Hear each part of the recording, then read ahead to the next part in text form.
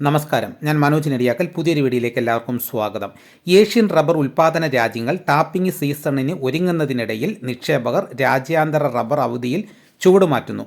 യെന്നിൻ്റെ മൂല്യം ശക്തി പ്രാപിക്കുന്നതും crude oil വിലയിലെ ചാഞ്ചാട്ടങ്ങളും വാങ്ങലുകാരുടെ ശ്രദ്ധ ലാഭമെടുപ്പിലേക്ക് തിരിച്ചു. ജപ്പാനിൽ 1.5 പതിറ്റാണ്ടിനിടയിലെ ഏറ്റവും ഉയർന്ന നിരക്കായ കിലോ 417 യെന്നിൽ രാവിലെ ഇടപാടുകൾ നടന്നതിനിടയിൽ ഒരു വിഭാഗം വിൽപ്പനയ്ക്ക് തുനിഞ്ഞതോടെ നിരക്ക് 410ലേക്ക് ഇടിഞ്ഞു. ബാങ്കോക്കിൽ റബ്ബർ കിലോ 284 രൂപയായി കയറി. കൊച്ചിയിൽ 4ാം ഗ്രേഡ് കിലോ 258 രൂപയിലാണ്. വേനൽ മഴ തുടർച്ചയായ ദിവസങ്ങളിൽ ലഭ്യമായ സാഹചര്യത്തിൽ ടാപ്പിംഗ് പുനരാരംഭിക്കാനാവുമെന്ന പ്രതീക്ഷയിലാണ് ഒരു വിഭാഗം കർഷകർ. ദക്ഷിണേന്ത്യയിൽ നാളികേര ഉൽപ്പന്നങ്ങളുടെ വില വീണ്ടും കുറഞ്ഞു.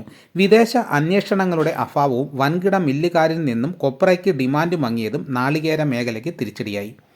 കാങ്കയത്ത് കൊപ്ര വില 200 രൂപ ഇടിഞ്ഞ് 13,700 രൂപയായി.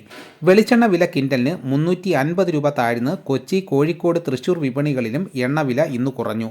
ഉൽപ്പാദന മേഖലയിൽ നടന്ന ഏലക്ക ലേലത്തിൽ 96,700 കിലോ ചരക്ക് വിൽപ്പനയ്ക്ക് എത്തിയതിൽ 81,900 കിലോയും ഇടപാടുകാർ ഉത്സാഹത്തോടെ ശേഖരിച്ചു. ബക്രീദ് ഡിമാൻഡ് മുന്നിൽ കണ്ട് ഏലക്ക വാരിക്കൂട്ടാൻ ആഭ്യന്തര വ്യവസായികളും കയറ്റുമതിക്കാരും ഒരുപോലെ മത്സരിച്ചു.